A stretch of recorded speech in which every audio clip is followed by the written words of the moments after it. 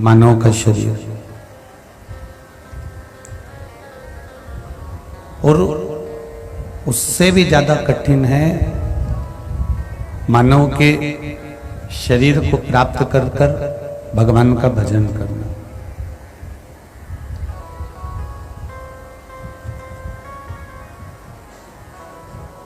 यदि ये शरीर भगवान तक पहुंच भी गया, यदि ये शरीर परमात्मा तक, परमात्मा की कथा तक पहुंच भी गया, तो भगवान की कथा तक पहुंचने के बाद भी ये परमात्मा के चरणारविंद का रसतत्व ग्रहण नहीं कर सकता। शंभो शरणे पड़ी मांगू घड़ी रे घड़ी, दुख तारो दया करी ने दर्शन आपो, दया करी ने दर्शन आपो। बाबा से प्रार्थना, बाबा से निवेदन कि यदि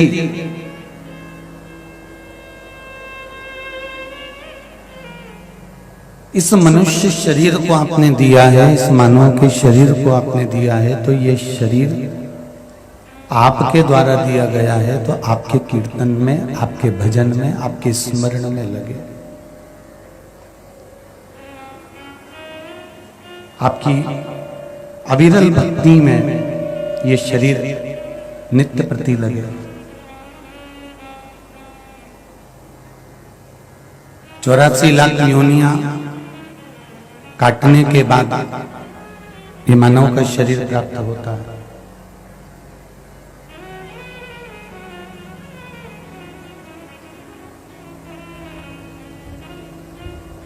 ना जाने कितने कितनी तो हमने पशु पक्षी जलचर थलचर वायुचर ना जाने कितने कितने हमने इन योनियों को काटते काटते निकाल दिया है। और जब ये योनियां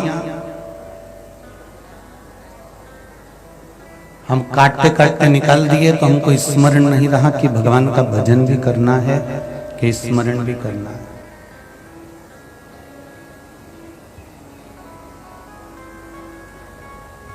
हमें ये ज्ञात नहीं रहा कि भगवान का भजन भी करें कि ना करें। पर जब केवल एक मनुष्य का देह मिला, मानव का शरीर मिला, और वो मानव का शरीर जब हमें प्राप्त हो गया, तब हमको स्मरण रहा कि इस शरीर की कीमत कितनी है।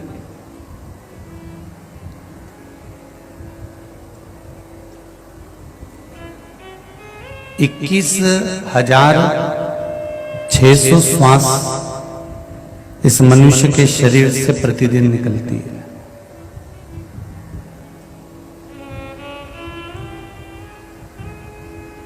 और 21,600 श्वास जो मनुष्य के शरीर से प्रतिदिन आने और जाने का काम करती है,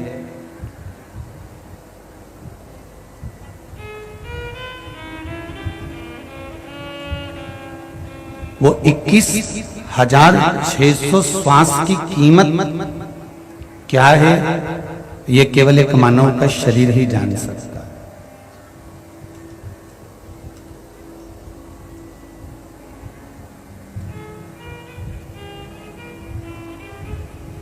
21,600 श्वास में से आप दिन भर कितनी श्वासें ले रहे हो और उन श्वासों को कहां लगा रहे हो, ये आपके ऊपर है।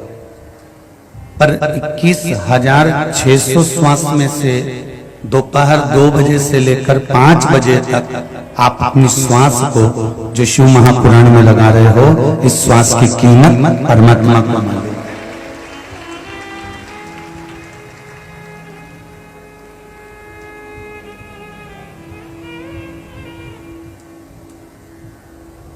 किस जगह पर आप बैठकर कथा सुन रहे हो,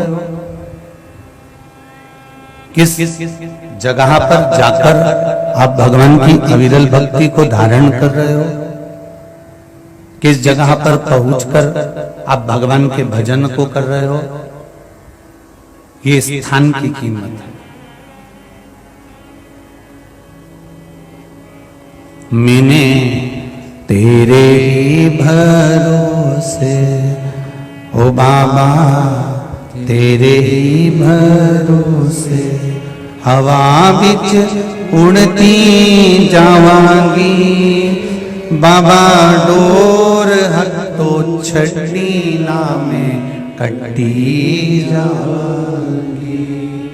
भोले मैं तेरी बदन ओ शंभू, मैं तेरी बदन हवा बिच उड़ती जावांगी, बाबा डोर हथो छड़ीला में कटी जावांगी, बाबा डोर हथो छड़ीला में कटी जावांगी।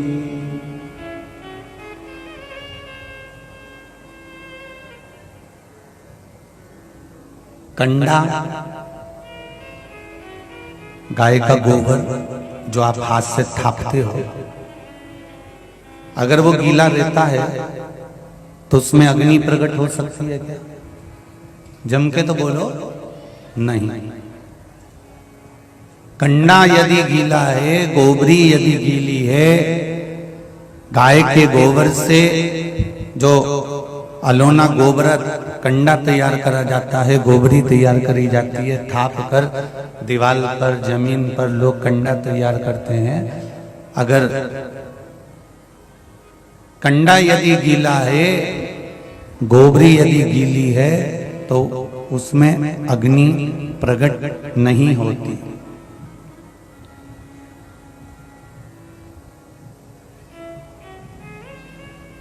उसी तरह ये मन है।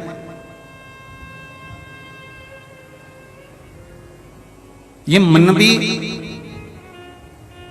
काम, लोभ, विषय, वासना, अहंकार, तृष्णा में अगर गीला पड़ा हुआ है तो ये निश्चित है कि इस मन में भी शिव के प्रति अग्नि प्रकट नहीं हो सकती। ये पक्का। गीले कंडे में अग्नि प्रकट नहीं हो सकती तो ये सना हुआ मन, कहीं काम, कहीं लोभ, कहीं आसक्ति, कहीं वासना, कहीं तृष्णा, कहीं विषय, कहीं वस्तुएं, इसमें जो रमी हुई है, तो हम परमात्मा की ज्योत को, परमात्मा की भक्ति को, परमात्मा की अविरल भक्ति को हम कैसे प्राप्त कर सकते हैं?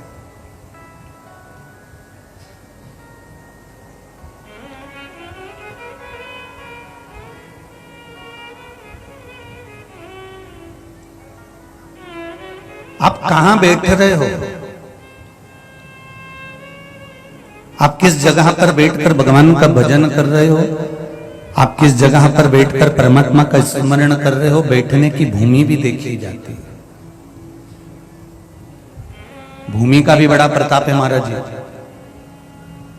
श्रवण कुमार एक बार अपने माँ बाप को लेकर जा रहे थे और माता पिता को ले जाते श्रवण कुमार जब माता पिता को लेकर चले, माता पिता को लेकर जा रहे थे, तभी एक जगह ऐसी आ गई जहां पर श्रवण कुमार ने अपने माता पिता को उस कावड़ में से नीचे उतार दिया और उतार कर कहा, नीचे उतरो, कावड़ से नीचे उतरो। अंधे माता पिता को कावड़ से नीचे उतार दिया और माता पिता से कहा, तुम आंख से अंधे हो, शरीर से नहीं।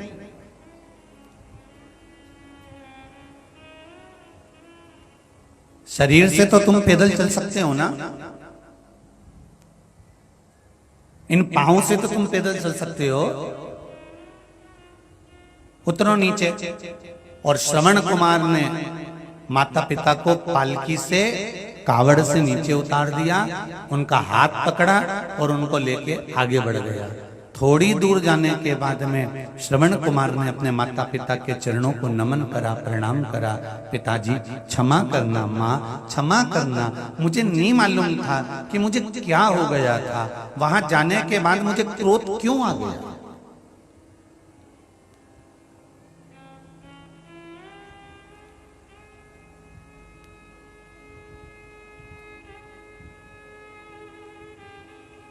वहां पहुंचने के बाद मुझे क्रोध क्यों आया।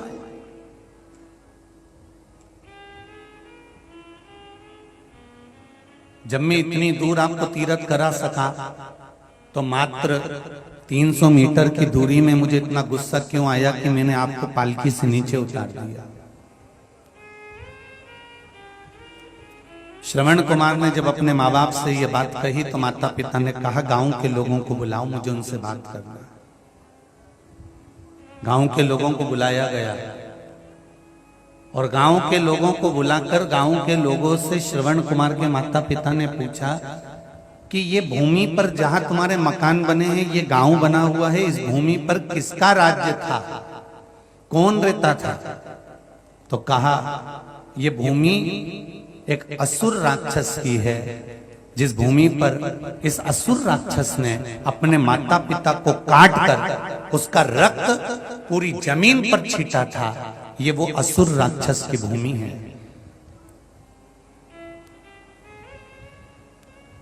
बाद में वो असुर राक्षस मरा तो उसका रक्त भी इस भूमि पर गिरा।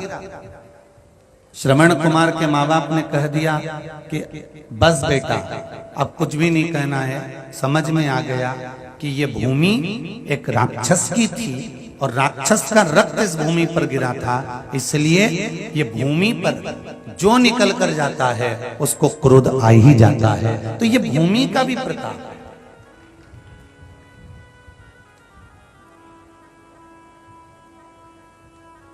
किसी किसी मकान में, किसी किसी घर में, घर के लोग बाहर रहते हैं तो बड़े सुखी रहते हैं। घर के बाहर रहेंगे तो मुस्कुराएंगे भी, बोलेंगे भी, हंसी मजाक भी करेंगे, स्नेह से भी रहेंगे, प्रेम वश भी रहेंगे। पर कई लोग घर के ऐसे रहते हैं कि उस घर में पांव रखा, अंदर गए और सबका मुंह भगोना हो गया, सबको क्रोध आ गया, कुछ ना कुछ मुख से अपशब्द निकलना प्रारंभ हो गया। अब मकान तो बहुत बड़ा है, बंगला भी बहुत बड़ा है, व्यवस्थाएं भी बहुत अच्छी करके रखी हैं, 4 चांद लगा के रखे हैं पूरे बंगले में, पर उस बंगले में सब कुछ है, धन वैभव संपदा सब है, पर उस बंगले में अगर शांति नहीं है तो बंगले में वो धन अच्छा लगेगा क्या, संपदा अच्छी लगेगी क्या, नहीं।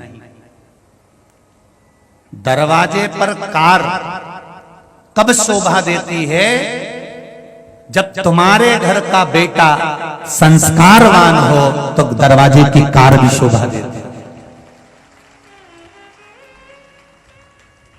दरवाजे की कार दरवाजे पर जब शोभा देती है जब तुम्हारे घर का बेटा संस्कारित हो, तुम्हारे घर की बेटियां संस्कारवान हो, तब दरवाजे की कार शोभा देती है। वरना दरवाजे पर कारों की लाइन लगी हुई है, ढेर लगा हुआ है, सब कुछ सुख है, और तुम्हारा बेटा, तुम्हारी बेटी, तुम्हारे परिवार के लोग अगर गलत संगत में पड़े हुए हैं तो लोग कार नहीं देखते, ये देखते हैं कि उनके घर के संस्कार कैसे हैं।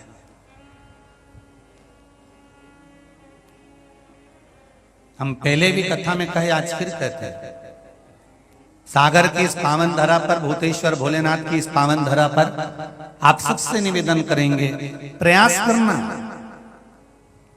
घर में बहू लेकर आना तो कार वाली मत लेकर आना, घर में बहू लेकर आना तो संस्कार वाली लेकर आना, जो तुम्हारे को 2 रोटी अच्छे से बना कर दे दे।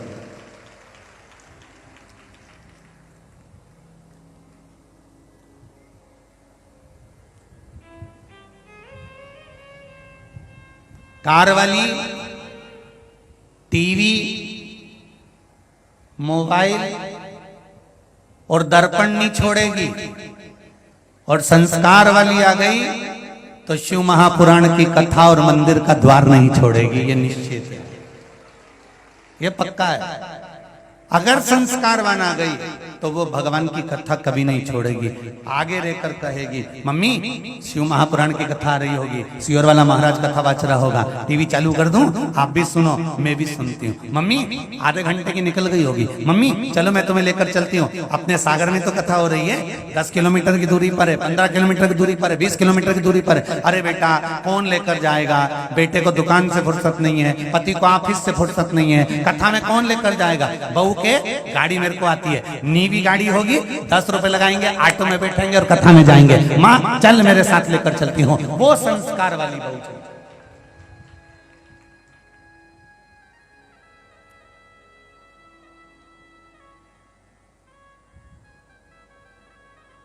वो संस्कारवान बहू चाहिए।